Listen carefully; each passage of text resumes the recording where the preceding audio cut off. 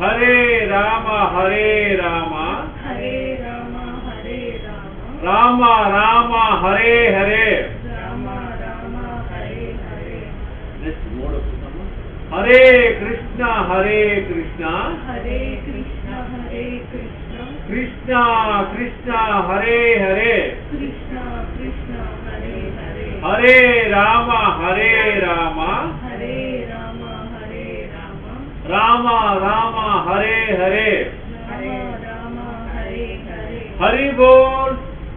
Hari బోల్.